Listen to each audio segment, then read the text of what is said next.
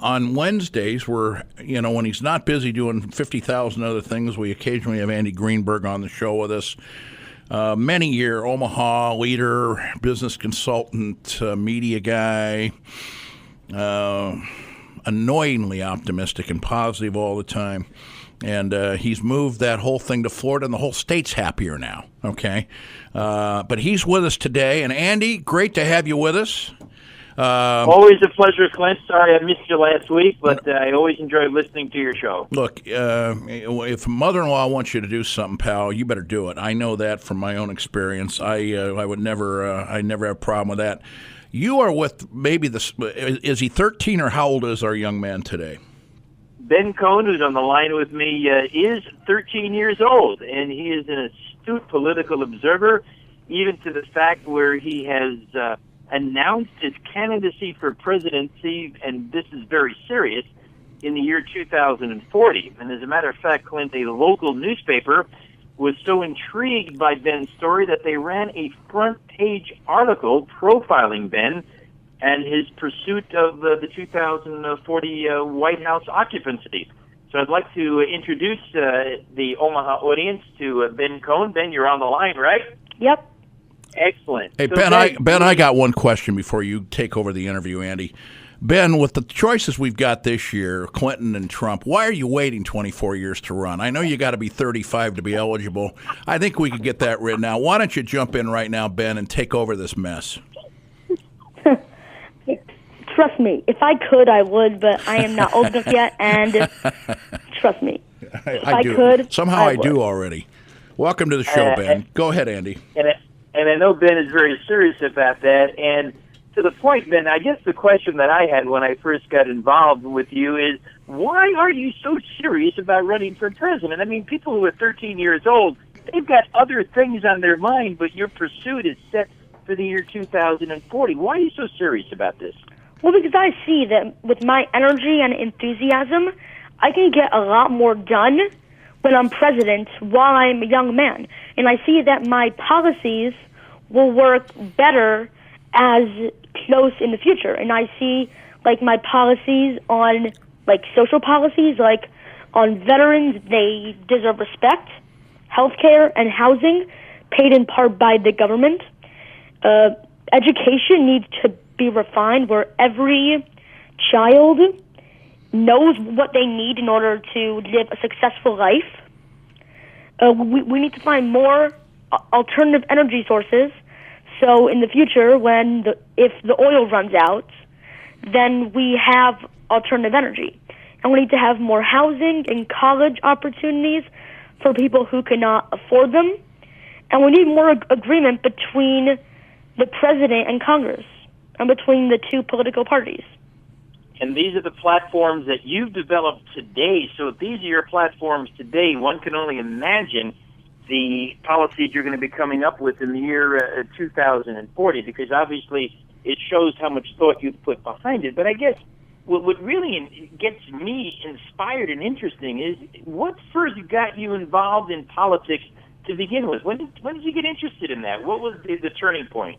Well, I've been interested in politics for as long as I can remember.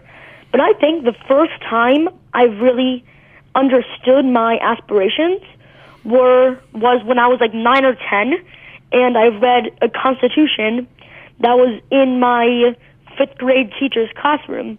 And I just saw it, and I realized that I could really do good for this country when I'm old enough.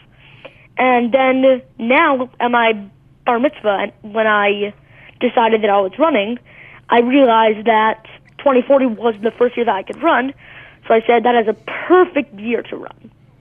So when you saw that Constitution, that was a class assignment to read it, right? No, I just read it off my own merit. Hey, you may be running against Ted Cruz in 2040, Ben. He read the Constitution at a young age also, and although I think he might be a little different political perspective than you have, he's been able to rapidly advance through politics, and part of that has been his knowledge of the United States Constitution, which I congratulate you on, because most people haven't read it, Ben, so kudos to you on that.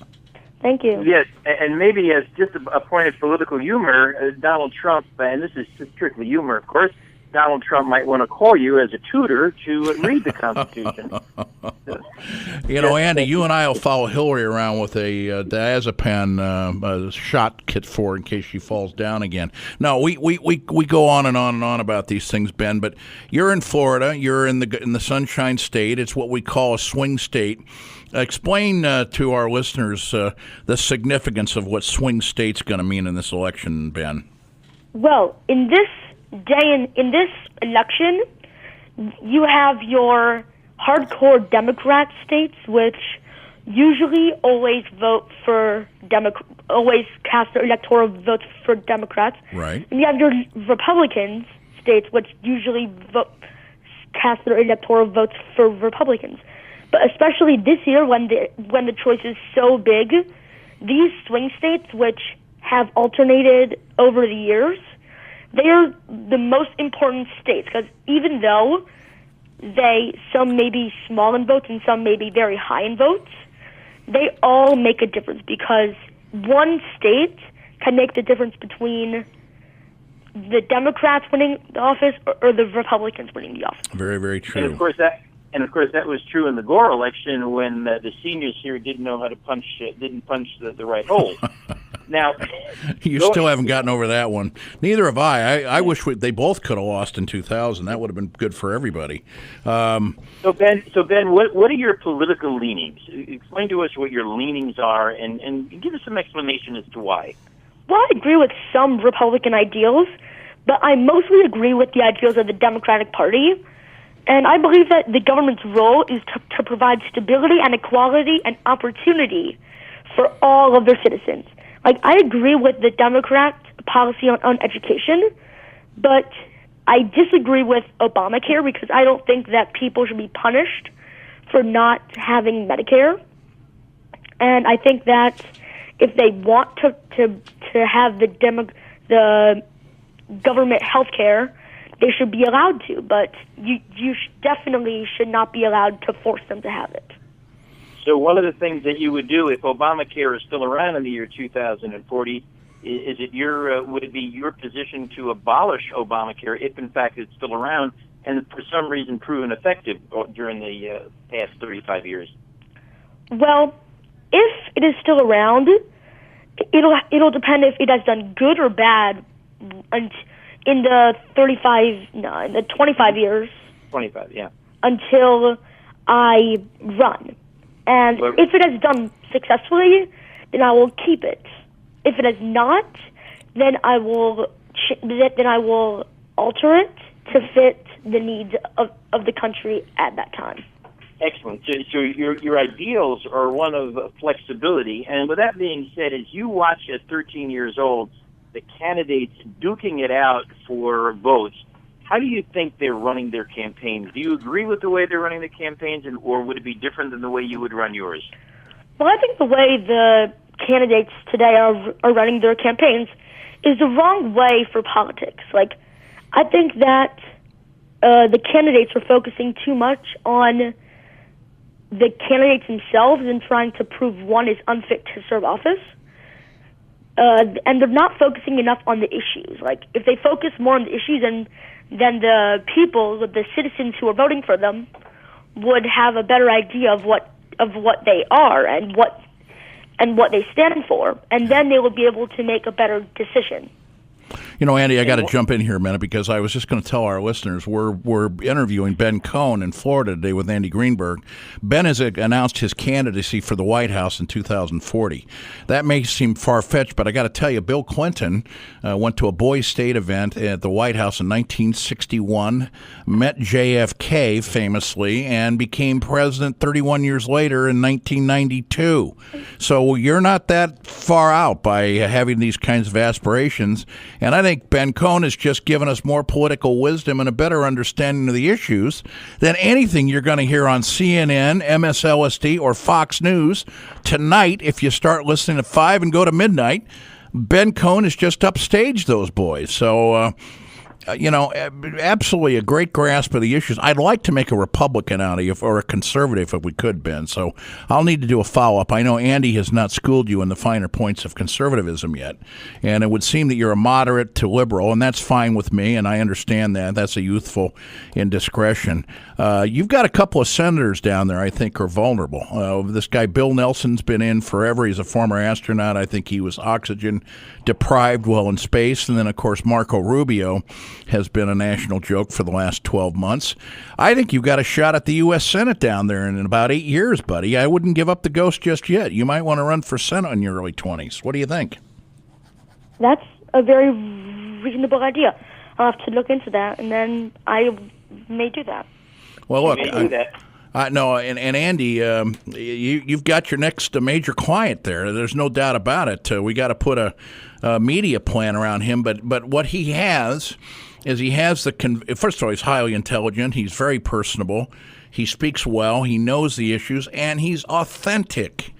He has given it to us straight. He's studied these things, and he's got an impressive opinion on them for anybody of any age. And I'm so delighted that you've announced your national campaign here today on the Clint Bellows Show, Ben. Thank you. Let me ask you, do you want to give a 60-second stump speech, your elevator speech, as to why you should be president? Sure. Well, the reason why I should be president is because I just think that this country is great already, but we can make it better. We can make it stronger. We can make it more environmentally sound. We can provide our children better education than what they're getting. We can find alternative energy to better protect our already scarce sources. We could have more housing and college opportunities for low-income families. We can have more agreement between the president and Congress and the political parties of this country. We can have more jobs. We can have veterans who get respect. We can make this country amazing.